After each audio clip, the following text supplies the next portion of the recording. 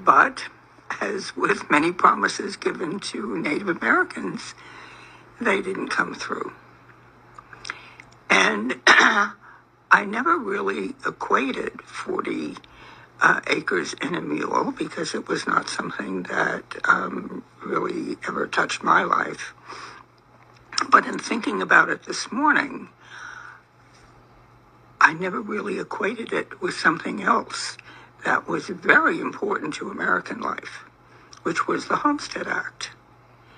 Now, if you don't recall the Homestead Act, for some reason, there's a lot of American history that really stayed with me.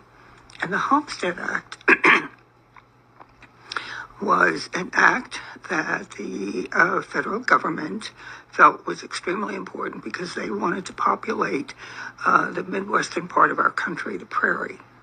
And so they offered 160 acres free and clear to people who would farm the land, ranch the land. I guess it was really only good for farming, but they would give free and clear 160 acres to people, and they had mapped out a huge swath of prairie land.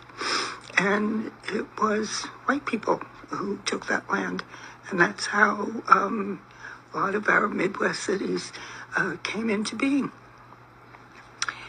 And they didn't rescind that promise. They gave 160 acres to people free and clear, and all they had to do was stake it out. And this may be apocryphal, but I seem to remember in class hearing how there was a date and they had people lining up and they set off a bell and you could just go and stake out your plot of land and it was yours and you could farm it. And that was the beginning of generational wealth for a lot of white people. A lot of these people came from Germany and Middle European countries, and they got a stake in this country. And here we have enslaved people who were brought over against their will and finally released from bondage and promised for their servitude they would be given 40 acres and a mule, and they got nothing. And they had to start from scratch. Just a thought. Think about that.